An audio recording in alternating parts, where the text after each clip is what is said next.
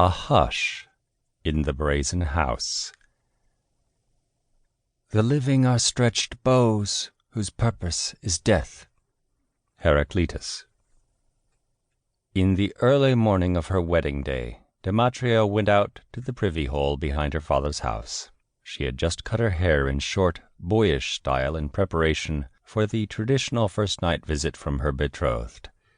Squatting, she imagined the smell of Mulibrus as he pressed down on her, reeking of the barracks, of swine blood and vinegar from the mess table. He would fumble down there, and she would need to guide him in the process of her deflowerment. How ignorant of women were the brave lads who lived their youths naked on Taygetus, but trembled, lost as lambs, in the foothills of the Mount of Venus. What responsibilities womanhood entailed, ruling these men of Sparta! She was struck at once by a certain unsteadiness. After bracing herself against the ground, she realized it was the earth itself that was moving, not she. It was just a mild dislocation at first, as if she was perched on the wrist of a giant who was repeatedly clenching his fist. Then came a sick-making pulsation, wave upon wave, as if the earth became liquid. This went on for a few uncommonly vivid minutes, consuming her attention until the waves ceased, and she rose uncertainly to her feet, arms outstretched as if expecting to plunge into the betrayed solidity below. Her father's house lay at the outskirts of the village of Messoa. Where the structure had stood, there was now a cloud of plaster dust over a neat pile of debris.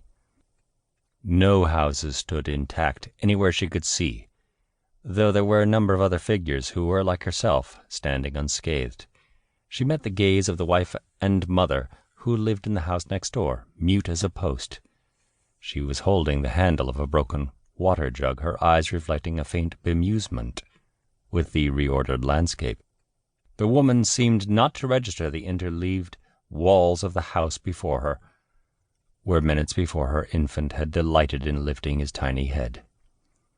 Demetria looked to the skyline of Taygetus over the valley, ordinarily so comforting in its familiarity. This time, in a way she could not describe, even the mountain seemed changed.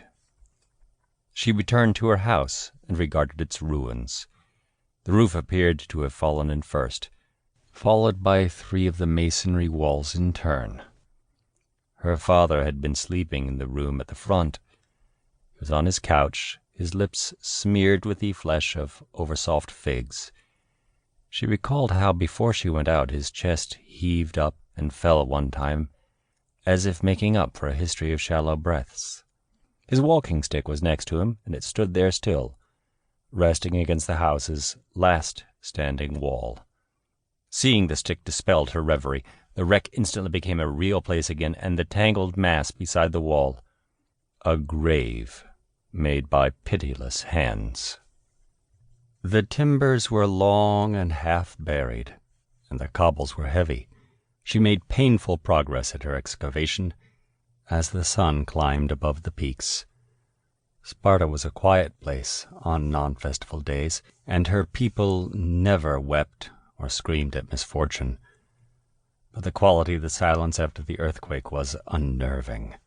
The birds had stopped singing and never resumed. She could hear guttural exertions from next door, as intimate as the sounds of love-making, as her neighbor dug into the debris of her own house. Isolated, Demetria jumped when a voice suddenly spoke to her. "Are you the only one?" asked the soldier. He was standing on the road, a sword at his side, a blazon of fresh blood trailing from beneath his helmet. Demetria thought he must be a fool, believing he could defend himself from the great earth-shaker with a sword. "My father is here," she replied, indicating the wreckage.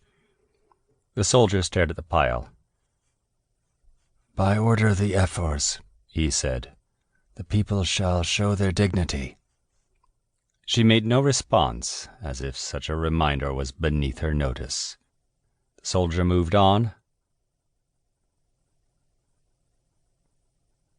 To keep listening to this audiobook, I've left you a link in the description so you can do it, at no cost thanks to Audible's 30-day free trial.